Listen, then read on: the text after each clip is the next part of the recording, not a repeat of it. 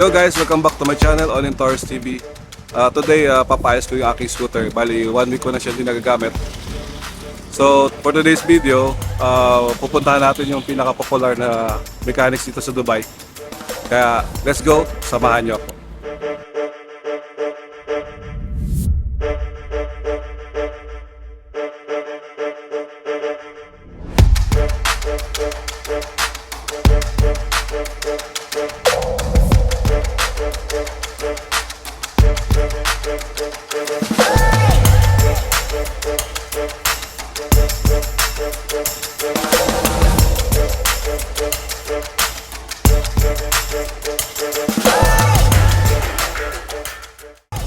Yo guys, i-repair ng aking scooter.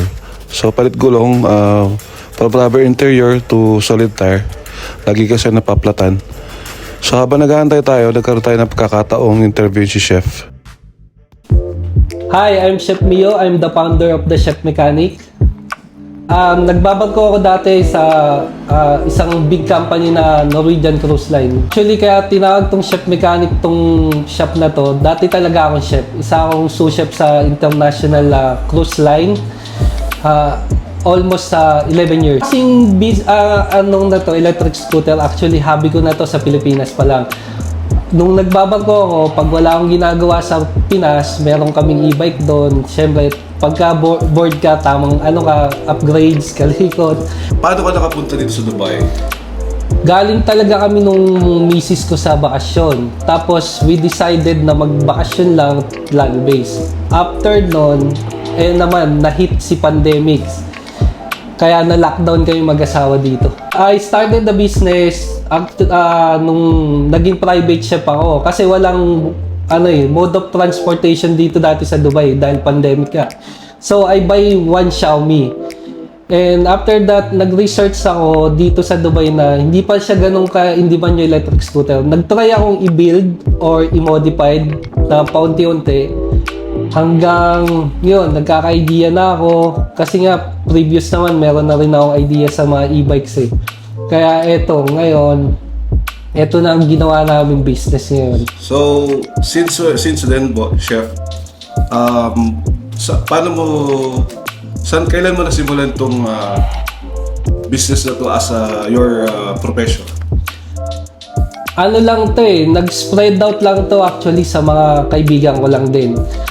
Word of mouth nga ang tinatawag. Meron kasi yung isang friend dati na hindi nila magawa yung electric scooter. Sa lahat ng shop, sa lahat ng dinala na nila.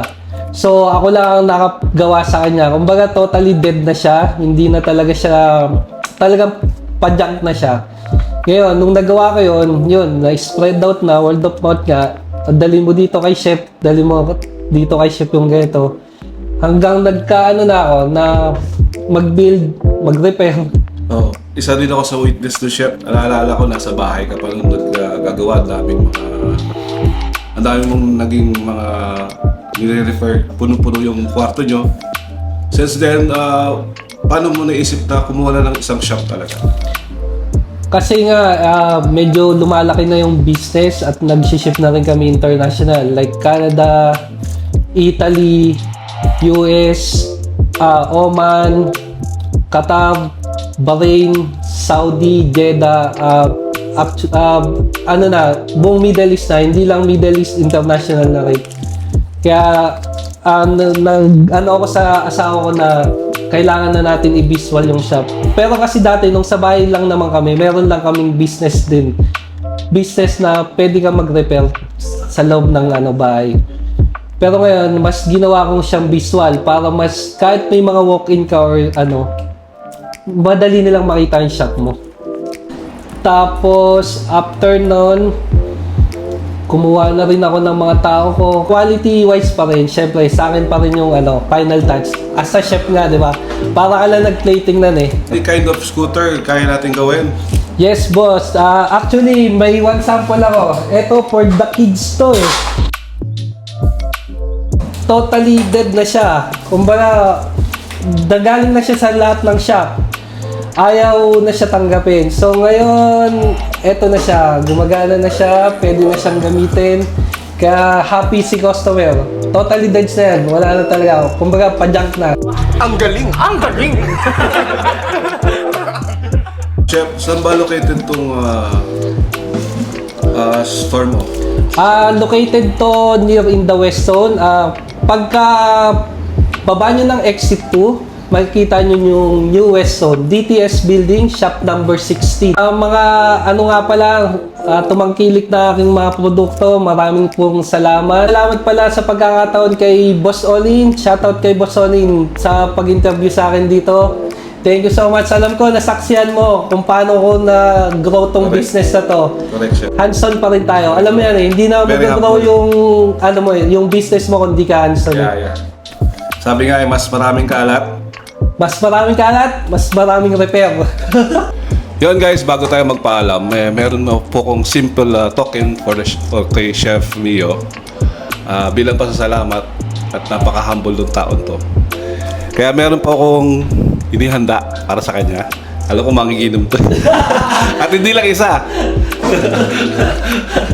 Dalawa. Kasi ang hirap talaga ano nito. Ang hirap hagilapin kasi napaka-busy. Tapos ilang beses na ako nagme-message sa kanya na ganito.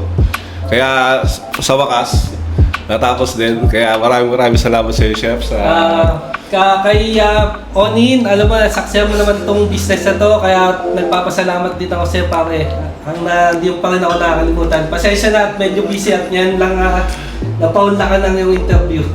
Thank you, Okay, thank you. salamat, Chef. Okay.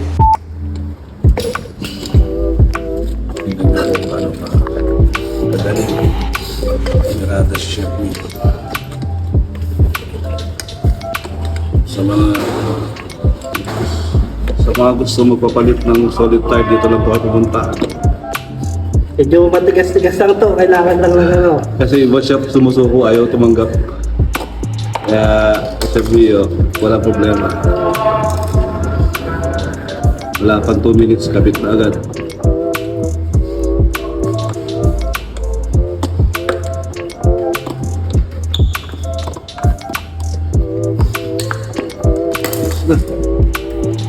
Shoot na oil boss.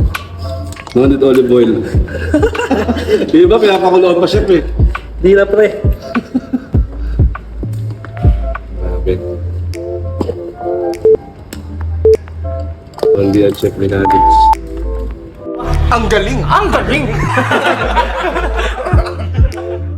Ayun po. Shoutout po pala kay Chef Mio. Maraming salamat sa iyo. At lalo po kay Ate Chris. Napaka-accommodated din ang dalawa. And ganun pa rin po Chef. Kahit na medyo tumaas na siya, napaka-humble niya pa rin. Anyway, maraming salamat po. And belated happy birthday po pala sa aking kumpare na si Alfredo Awo Andaya. Yun. Thank you for watching. Sana po mag-enjoy po kayo sa vlog ko today. And this is Olin Torres. Peace out.